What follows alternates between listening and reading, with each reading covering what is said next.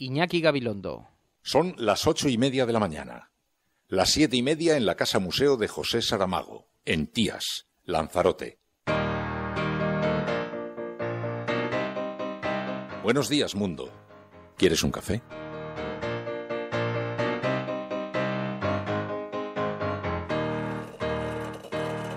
We were sailing on waves of silver. There were echoes in the wind. When we raised our sails to capture them, the ship was lifted up and then we sang. Oh,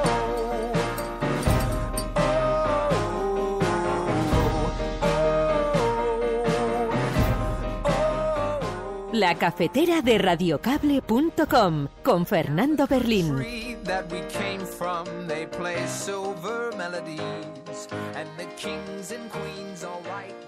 Retomamos las pesquisas en torno a la tragedia del vuelo 9525 de la empresa Germanwings que ocurrió este martes en los Alpes franceses. A esta hora, según una fuente militar que habló con el diario The New York Times, grabaciones de la caja negra recuperada indican que uno de los pilotos había salido de la cabina. Al intentar regresar, no puede hacerlo. Primero golpea suavemente la compuerta y no pasa nada. Golpea más fuerte y tampoco le abren. Nunca pudo retomar su puesto. Puede llegar a reingresar en caso de perder, quedarse encerrado, digamos, afuera. Sí. Es decir, si hubiera querido, no tendría que haberle abierto necesariamente el piloto, sino que él podría haber tenido acceso. Sí, correcto. Pero para dejarlo claro ahí. Claro, no se puede revelar cómo, porque son protocolos de seguridad. Que sepan que estamos con ellos.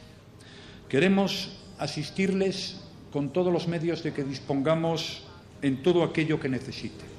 Y queremos, como dijo François Hollande en su intervención, identificar a las víctimas, repatriarlas en las mejores condiciones posibles.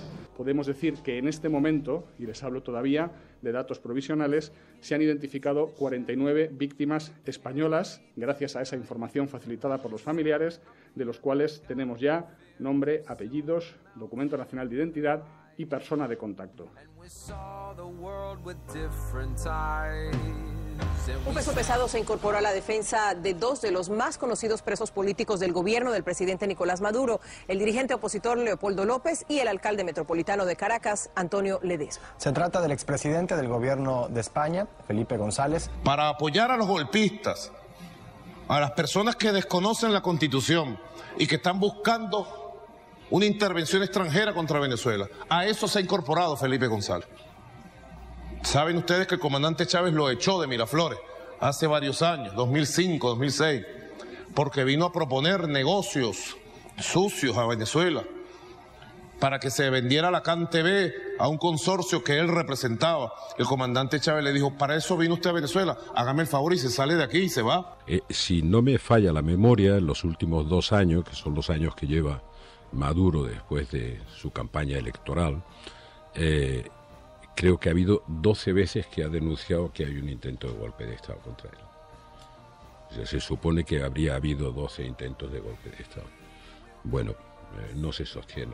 Yo le sugiero al expresidente Felipe González que actúe en consecuencia y en consonancia de su título, que es expresidente, y que se rebusque su vida de otra manera y no de lobista de la derecha local e internacional.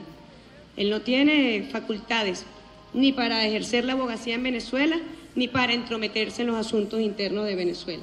De tal forma que yo le recomiendo que si le fue mal en sus otros negocios, como era, entiendo, la orfebrería, se dedicaba a hacer collares, que se rebusque la vida de otra forma y no ofendiendo a Venezuela, ni a sus instituciones, ni a su gobierno constitucional.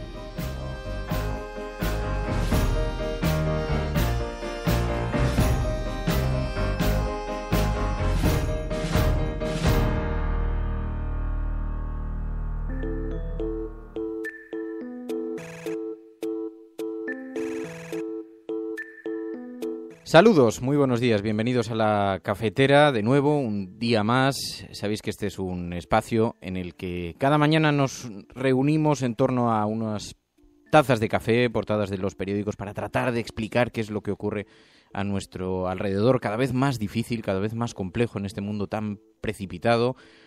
Y como cada mañana, saludamos en primer lugar a quienes se incorporan en diferido, pueden estar escuchándolo a cualquier hora a través de diferentes plataformas, de Spreaker, de YouTube, de iVoox, de radiocable.com, como no puede ser de otra manera.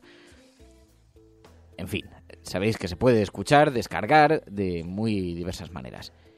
Y, por supuesto, también saludamos a quienes se incorporan en directo a este programa, que participan activamente en la confección del mismo, en la elaboración del mismo. Son nuestro focus group, son quienes conforman la opinión, el cuerpo de opinión, nuestro CIS particular, que toman la temperatura a la ciudadanía española. Alex Naranjo, Tsunami, Mamen Páez, María Jesús, Gamela, Monse Merino, Moisés Soto, buenos días Moisés, Maese Ciprés, Nacho Hernández, Virginia Rodríguez, Juan Cruz.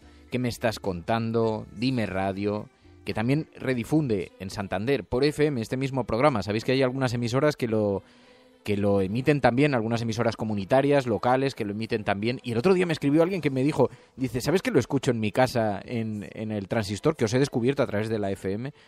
Es una excelente noticia, y sabéis además que si conocéis a alguien que tenga una emisora también tradicional, convencional, por ondas hercianas, puede redifundirlo sin coste, gratuitamente. Somos una emisora Creative Commons, como nuestras músicas.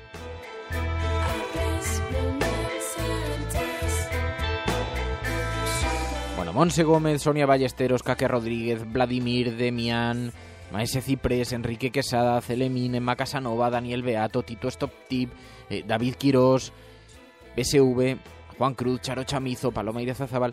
Luego hay quien me dice, oye, te extiendes mucho en los saludos, pero esos son los miembros del equipo, así que siempre me dejo un montón de nombres porque tengo que ir pasando el timeline y de Twitter, del chat de Spreaker, y es muy complicado ya saludar a la cantidad de gente cada vez más numerosa que nos sigue en el programa, pero en fin, sé que lo aceptáis y que lo comprendéis. Bueno, tenemos muchas cosas, muchas materias informativas que ordenar en esta mañana, porque además sabéis que surgen muchas hipótesis, muchas teorías, algunas son contradictorias en torno al accidente de aviación del vuelo que partió de Barcelona y en el que fallecieron 150 personas, y la última versión es la del New York Times. Sabéis que, según fuentes militares, esta misma noche han publicado un artículo en el que aseguran que uno de los pilotos salió de la cabina y no pudo volver a entrar.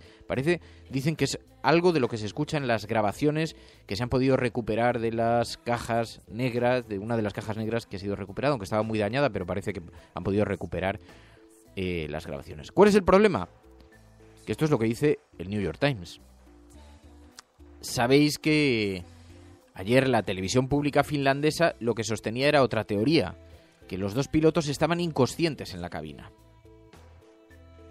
En fin, hay que tomar con muchísima cautela las informaciones que están surgiendo e intentar pensar que no vamos a conseguir una fotografía de lo que realmente ocurrió en ese vuelo, porque no se sabe aún. Hay muy pocos datos todavía y hay muchas especulaciones.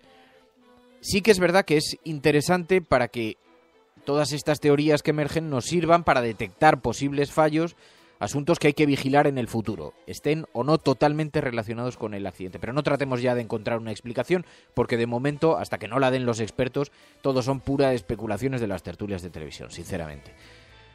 Parece bastante sólida la información del New York Times, en todo caso, bastante sólida, porque además, fijaos que después esta mañana, buscando a través de internet, hay muchas informaciones. Algunas apuntan que esto no sería la primera vez que ha ocurrido. De hecho, he tuiteado, tenéis en Twitter un par de links que he publicado esta misma mañana, porque resulta que el pasado mes de febrero ocurrió un piloto, se quedó fuera de la cabina y el avión tuvo que aterrizar de emergencia. Sucedió en febrero, fue en un vuelo de Minneapolis, entre Minneapolis y Las Vegas, y el otro piloto que estaba fuera de la cabina avisó que había un problema en una de las puertas y que no podía, en la puerta de acceso a la cabina de mando, y que no podía acceder. Y entonces esto, pues os podéis imaginar el revuelo que causó entre los propios pasajeros, que claro, veían con espanto que les estaban diciendo que iban a tener que aterrizar de emergencia. Fijaos, uno de los pasajeros grabó la situación, la grabó con su teléfono móvil mientras escuchaban los avisos por la megafonía del avión. That's our pilot. He just got locked out. We're going to land with the first officer. The pilot's in the back of the plane. Pretty crazy. At this time, we do need everyone in their seats with seatbelts fastened. Bring all your seats to the upright and box position, so your tray tables. Era uno de los pasajeros que, mirando a su teléfono móvil... Esto sucedió en febrero, insisto, no es una grabación actual. Es en febrero, este vídeo fue publicado por el Telegraph en el Reino Unido y el avión aterrizó correctamente. Pero se informó a los pasajeros se les informó de que iban a tener que... Era el propio piloto el que se lo estaba comunicando en persona y uno de los pasajeros con su teléfono móvil lo grabó y giró el móvil y esa voz que se oye diciendo esto es una locura, nos están diciendo que se ha quedado, que no puede acceder a la cabina, que se ha quedado uno de los pilotos fuera y que vamos a tener que aterrizar de emergencia. Y por la megafonía del avión lo que se escucha son las recomendaciones de seguridad para que la gente vaya plegando sus mesillas, prepare ese tipo de aterrizaje, se aseguren los cinturones.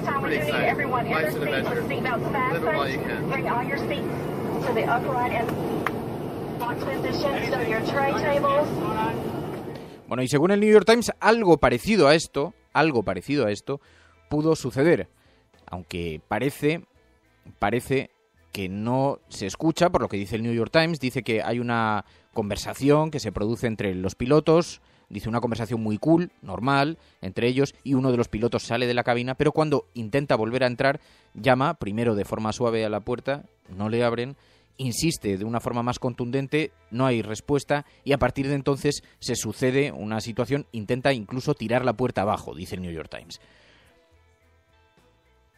Insisto, no, esto es la información publicada esta noche, pero esto ya ha generado un montón de debates en la CNN. Esta misma noche en la CNN en español recogían esta misma información. Y retomamos las pesquisas en torno a la tragedia del vuelo 9525 de la empresa Germanwings que ocurrió este martes en los Alpes franceses. A esta hora, según una fuente militar que habló con el diario The New York Times, grabaciones de la caja negra recuperada indican que uno de los pilotos había salido de la cabina. Al intentar regresar, no puede hacerlo. Primero golpea suavemente la compuerta y no pasa nada. Golpea más fuerte y tampoco le abren. Nunca pudo retomar su puesto.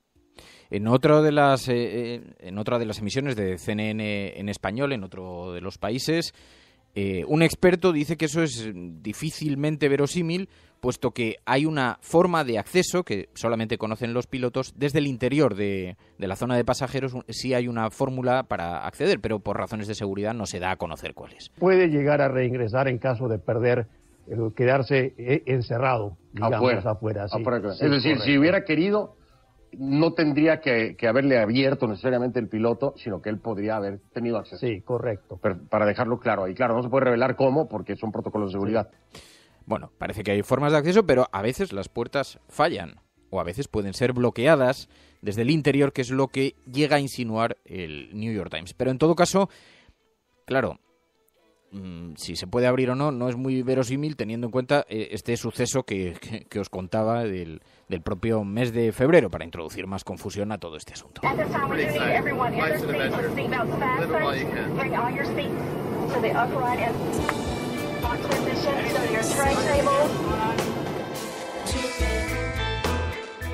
Y esto es a lo que me refería con las numerosas informaciones contradictorias, pero en todo caso lo que sí es muy relevante, no tanto para tener una fotografía muy precisa de lo que ha ocurrido en el vuelo hasta que los expertos nos den los datos, pero sí para conocer pues estas nuevas situaciones que se están produciendo en los vuelos modernos, porque por razones de seguridad las puertas de los aviones han sido prácticamente blindadas, las puertas de acceso a la cabina, para evitar situaciones de terrorismo.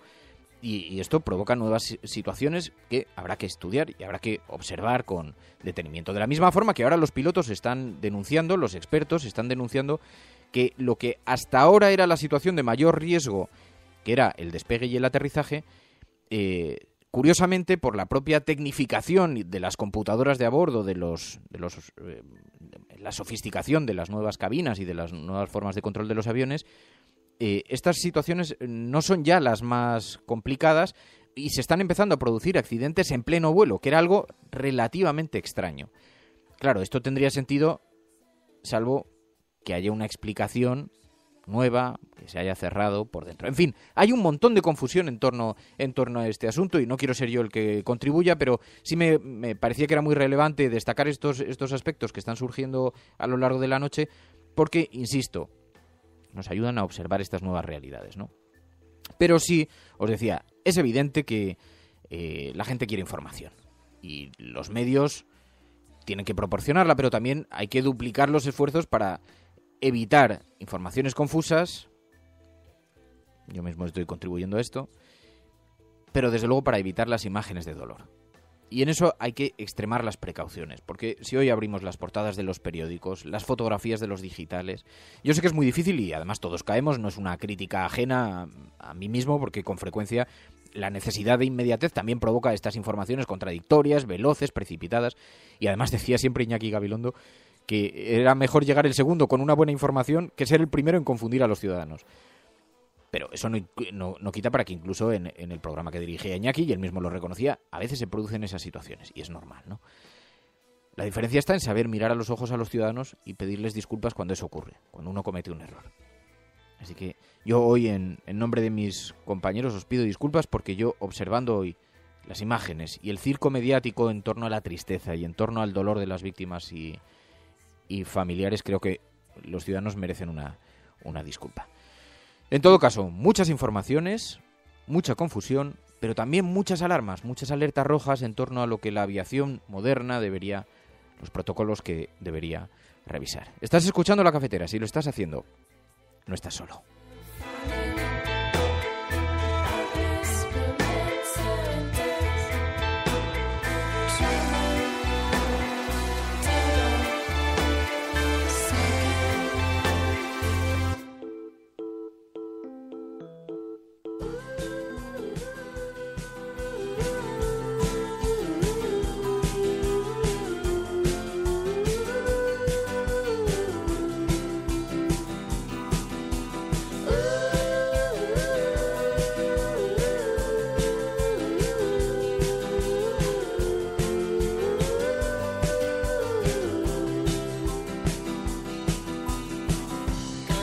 Dice Juan Cruz, dice, ¿qué más querrán las televisiones que esta historia del New York Times para llenar más horas todavía? Dice, ¿qué me estás contando? Dice, pasan muchas cosas personalmente. Es que dice Vladimir, personalmente no me cuadra mucho que el piloto se quedase fuera de la cabina y que no pueda hacer nada, dice, aunque es muy pronto todavía para elucubrar. ¿Y qué me estás contando? Dice, no es lógico, pero si ya ha pasado en otro vuelo habrá que pensar que algo se les habrá pasado por alto. Por eso me parecía que era significativo destacar que ya había ocurrido en otro vuelo, porque como el debate es si es posible o no es posible, el hecho es que ha sucedido. De la misma manera, claro, es que es todo tan contradictorio. Sabéis que hace unas semanas se produjo un incidente con un vuelo que partió de Bilbao, que tenía destino a Múnich, 109 pasajeros a bordo, de la compañía aérea Lufthansa también, y se congelaron unos sensores y se produjo una caída, y el titular, esto lo reveló la revista Der Spiegel hace unos días, no lo sabíamos, había sido en el mes de noviembre, y la revista Der Spiegel contó que unos sensores a bordo del avión se congelaron y provocó una caída en metros brutal, y solamente cuando los pilotos reiniciaron todo el sistema consiguieron recuperar el control, porque no conseguían recuperar el control manual. Es a lo que me refería antes con el sistema técnico. De este incidente no tuvimos ninguna noticia. Era también de Lufthansa, también un Airbus, un 320, y eso ha provocado que se obliga a cambiar todos los sensores, que ya llevaban un tiempo cambiándose en una serie de modelos, pero después de este incidente todos los Airbus 320 tuvieron que cambiar los sensores porque se congelaban. Algunos sensores se podían congelar a ciertas temperaturas, o se podían calentar en exceso, y de este incidente un vuelo que parte desde Bilbao, por lo tanto con ciudadanos españoles, con 109 pasajeros a bordo, que estuvo a punto de precipitarse al suelo según la revista Der Spiegel, con destino a Múnich, no tuvimos conocimiento hasta que esto se supo hace unos días. La misma compañía madre, la misma compañía matriz, Lufthansa. Y alguien decía ayer, algún especialista, que era muy difícil que se hubiera producido la misma situación. Bueno, pues hoy lo lleva algún periódico internacional en su portada. Dice que el fallo se ha podido deber a la temperatura de los sensores. Pero claro, luego abrimos el New York Times y nos encontramos con una versión diferente, que es que hay una situación ahí descontrolada en el interior de la cabina. Sin embargo, también para añadir más confusión, en el Fígaro, hoy mismo, dicen que es muy difícil escuchar las grabaciones del interior de la cabina porque por el ruido y por el propio deterioro, pero por el exceso de ruido ambiente, esto lo dicen en Liberación, las conversaciones se escuchan muy poco. Por lo tanto, va a ser muy difícil precisar las causas, mucho más si no encuentran la otra caja, que es la que recoge los datos del avión. Así que tomemos con mucha cautela todos los datos que tenemos sobre la mesa y en todo caso que sí nos sirvan para observar una realidad que es la realidad de la aviación moderna.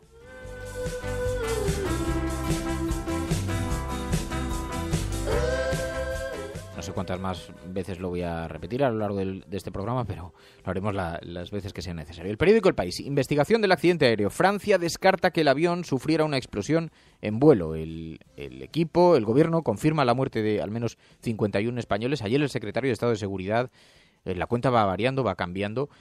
El secretario de Estado de Seguridad dijo que eran 49, que ya habían juntado los datos, identificando la lista de pasajeros con los apellidos y los datos que los propios familiares iban proporcionando. Podemos decir que en este momento, y les hablo todavía de datos provisionales, se han identificado 49 víctimas españolas, gracias a esa información facilitada por los familiares, de los cuales tenemos ya nombre, apellidos, documento nacional de identidad y persona de contacto. Después la cifra ha ido variando y ha subido hasta 51 por el momento. Dice que los equipos de rescate, dice El País, están recuperando los primeros restos de víctimas. Los Alpes acogen el duelo de los familiares, dice también el periódico El País.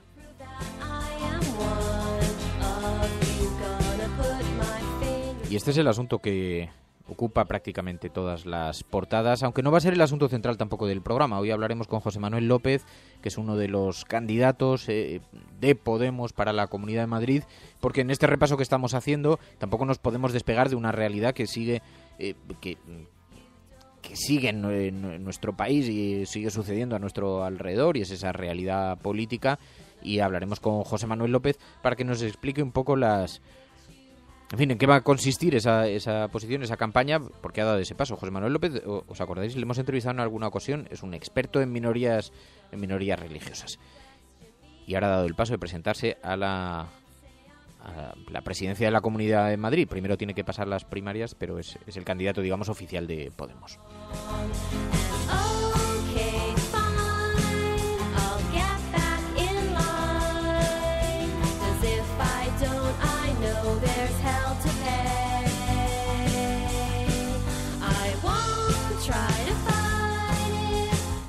El ABC también centra en el asunto del accidente aéreo su información. La portada dice: la canciller alemana, el presidente del gobierno español y el de la República Francesa ayer en la zona donde el martes se estrelló el avión de Germanwings.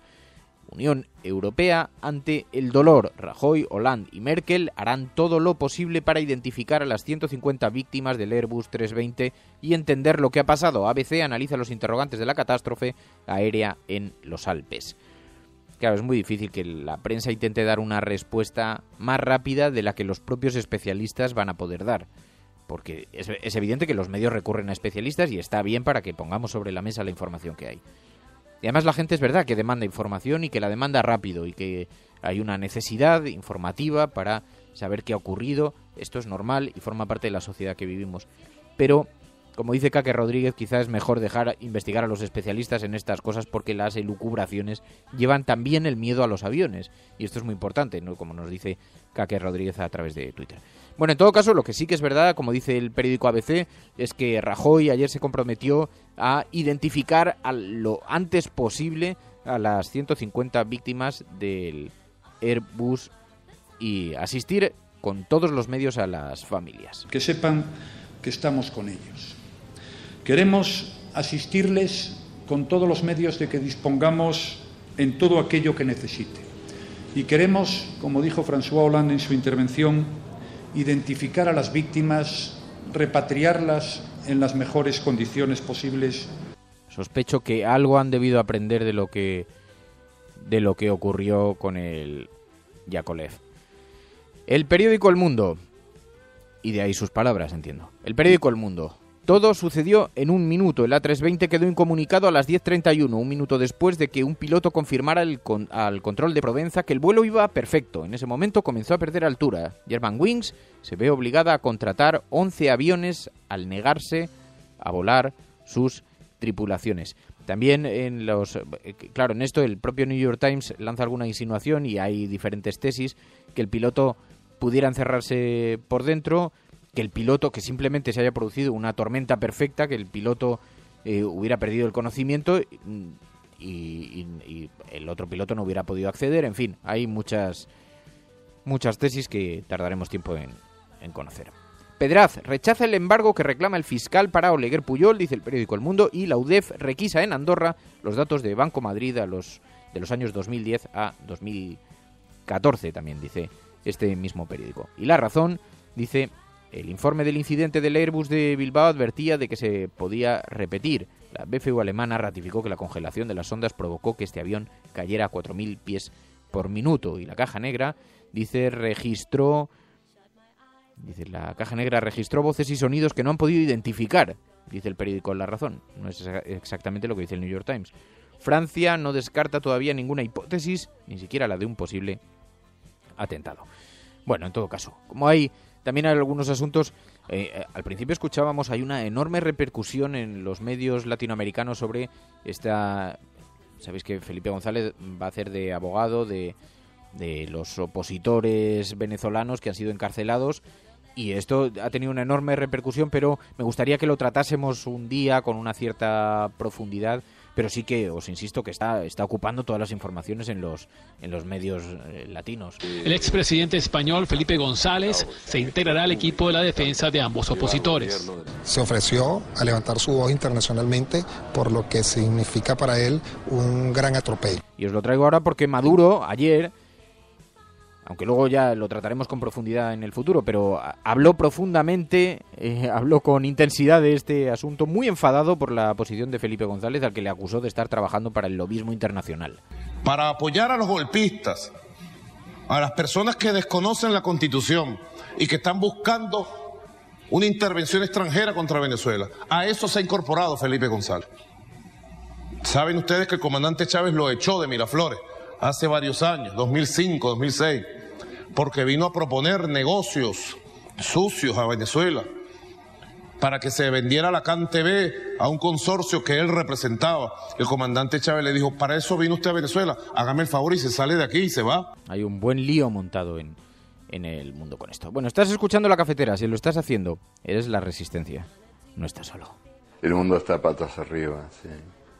El mundo está patas arriba porque desalienta el trabajo, la creación, recompensa la especulación, recompensa el crimen. Es un mundo patas arriba y tenemos que pelear para ponerlo sobre sus pies.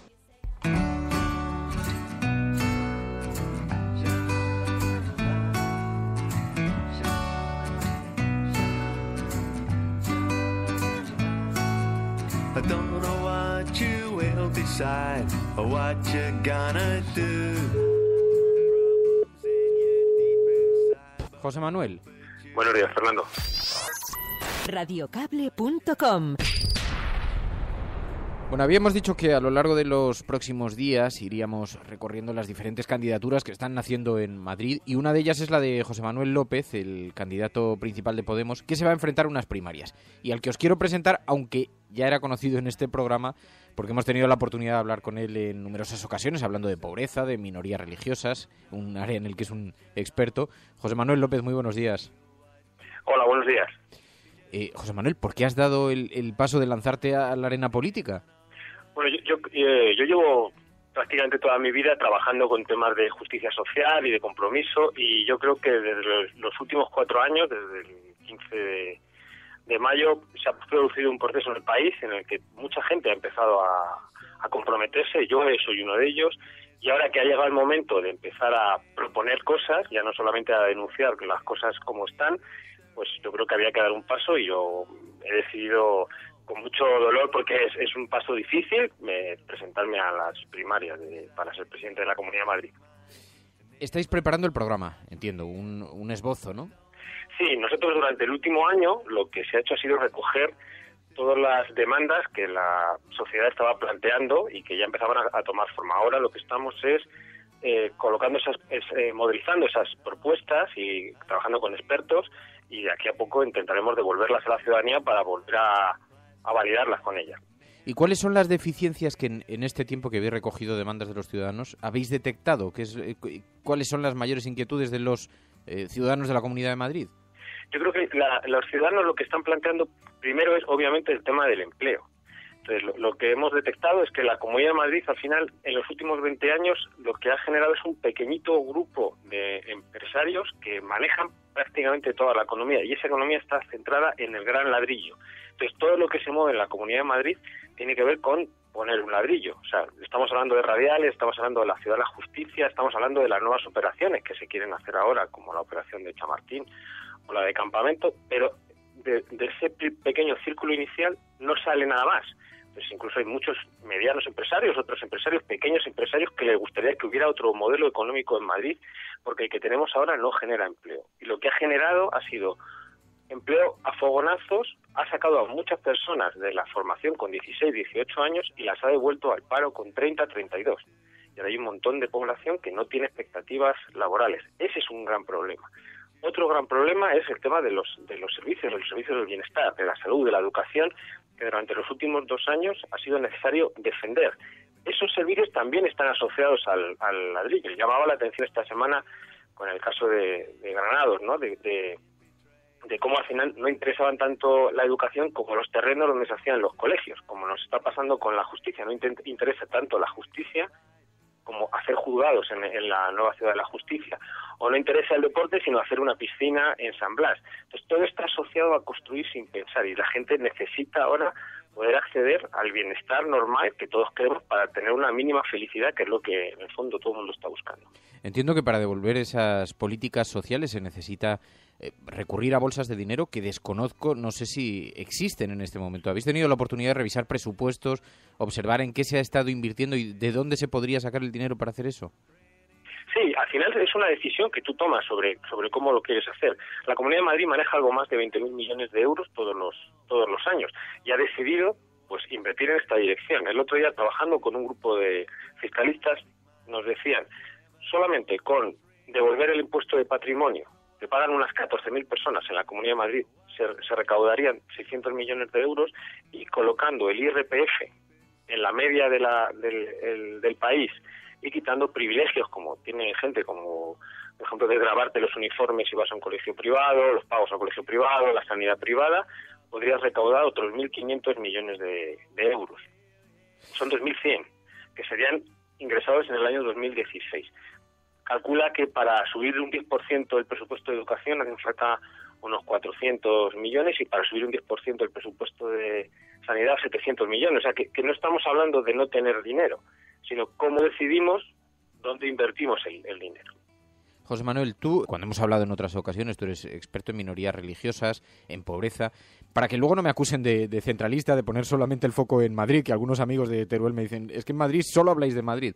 Pero me parece que es muy relevante hablar de esta comunidad autónoma porque es verdad que es un espejo en el que se miran otras. Aquí hay una presencia de medios muy importante y es evidente que eso proyecta una imagen hacia el resto del país. Y me gustaría pedirte, porque además es un retrato relativamente desconocido, ¿cómo es la fotografía de ese Madrid, que es un Madrid bastante diverso en materia religiosa, en materia de procedencias? ¿Qué retrato se puede hacer de esta comunidad autónoma? Mira, Madrid es uno de los sitios donde la diversidad es mayor. Entonces, la inmigración hace unos años generó aquí una dinámica de diversidad total, cultural y religiosa. Ese proceso ha ido evolucionando. Entonces, por ejemplo, si hablamos de religión, la comunidad musulmana, todavía tenemos en la cabeza que la comunidad musulmana es extranjera, pero más del 30% de la comunidad musulmana de Madrid ya es española. Son personas de segunda generación, algunos de los cuales ni siquiera son musulmanes, porque pensar que de unos padres musulmanes hay un hijo musulmán es lo mismo que pensar que de unos padres católicos hay un hijo católico. Pues depende, porque eso está cambiando mucho. Entonces, lo que hay es una gran diversidad, pero también parte de la política que se ha llevado en Madrid sobre la diversidad es que no hubiera diversidad. Pues todo es una sola línea, lo cual ha dificultado que la gente fuera normal y se normalizase en su situación. Te pongo un ejemplo que yo creo que es llamativo. la ley reconoce, por ejemplo, a la comunidad musulmana poder enterrarse de una determinada manera, que es muy sencillo, simplemente mirando en una dirección, mirando a la Meca y tocando en algún momento tierra. Pues en toda la Comunidad de Madrid no hay ni un solo cementerio donde se puede hacer. Solo hay uno, que está en Griñón, que es un cementerio en terreno del Ejército y que está gestionado por el Consulado de Marruecos. Eso significa que la Comunidad de Madrid lo que le dice a sus ciudadanos de una determinada creencia es que no son de aquí, que para poder enterrarse tienen que hacerlo de forma especial y solicitando permiso a un segundo país. Eso es una dificultad que se resuelve con mucha facilidad, pero que marca cuál es la pauta sobre cómo ha gestionado la diversidad. ¿Y en términos de pobreza? Lo que ocurre con Madrid es que es la segunda comunidad con mayor renta per cápita. Entonces, si tú miras los índices de Madrid de pobreza, Madrid está en torno al 20% de pobreza. Piensa que a nivel del Estado estamos hablando del 27%. Claro, el problema es que Madrid al ser la segunda comunidad con mayor renta, vivir en Madrid es muchísimo más caro. Y si tú estás en el umbral de la pobreza, que vienen a ser unos 7.000 euros por persona, en Madrid ahí estás en la pobreza extrema. En Madrid el 35% de los salarios se tienen que ir a vivienda y es la vivienda más cara de todo el Estado. Entonces, hay un proceso de pobreza enorme en una comunidad donde la riqueza es alta, pero la desigualdad es muy alta. Entonces, cada vez lo que está pasando, que pasa en el conjunto del país, es que todavía no hemos llegado al punto final de ver la pobreza. Porque la gente lo que está haciendo es tirar de sus últimos ahorros, de vender la pequeña casa que tenía en el campo, en la playa, y entonces cuando esos ahorros se vayan terminando y no se active de nuevo la economía, pues podemos tener un problema muy serio, y en Madrid lo vamos a tener. Pues José Manuel López, candidato, porque pasarás primero por esas primarias para presidir la Comunidad de Madrid. José Manuel López, muchísimas gracias por atender esta llamada, muy buenos días y muy buena suerte. Muchas gracias, buenos días. Radiocable.com.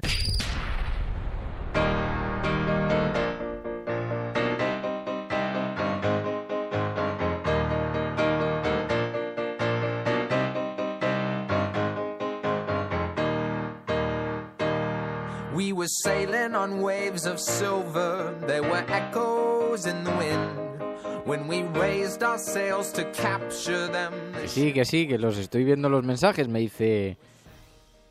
Bueno, me ha apoyado Virginia Rodríguez. Pero veo, Juan Cruz dice, Madrid centro del mundo, al menos centro de la cafetera de Radio Cable. No creo que eso sea acertado. Bueno, hemos hablado bastante del avión, también de Venezuela. Y además, con frecuencia, hablamos también de otras comunidades autónomas, pero es verdad que aquí se va a librar una batalla muy significativa porque es donde el Partido Popular ha concentrado el poder en la última década y donde se están produciendo donde se está experimentando con todas las prácticas ultraliberales que luego el PP aplica en el resto de España. Y es verdad que como los medios de comunicación están aquí, siempre tiene un foco muy especial. Pido disculpas si alguien, ya lo he avisado mientras hablaba con José Manuel, si alguien siente que esto es un extremado ejercicio de centralismo, porque tiene un poco de razón, pero está más relacionado, en mi opinión, por eso me parece que es interesante invitarles, con la enorme presencia que tienen algunos personajes. Hablaremos también aquí con Esperanza Aguirre, y además, pronto, muy pronto.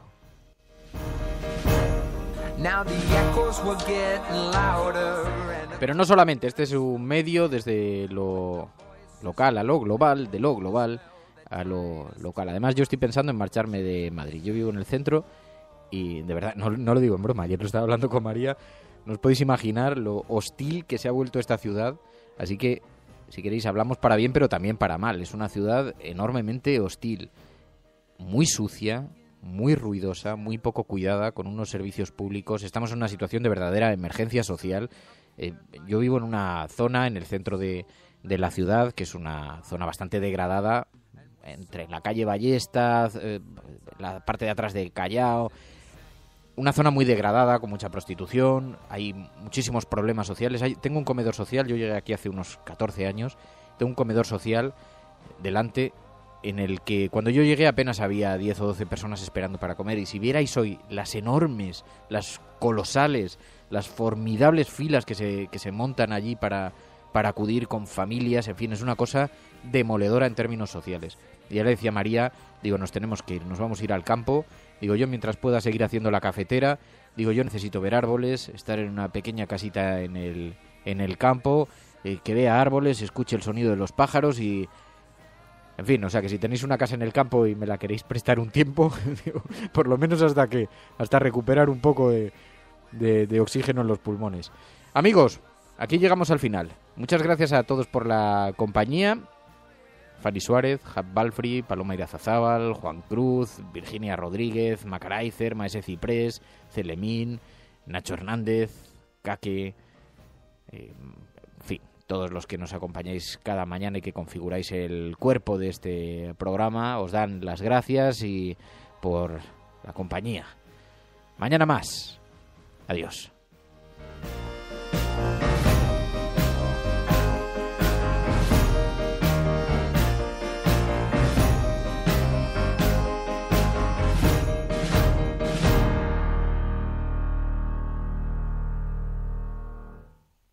Me voy, que hoy además es el cumpleaños de María Deportes.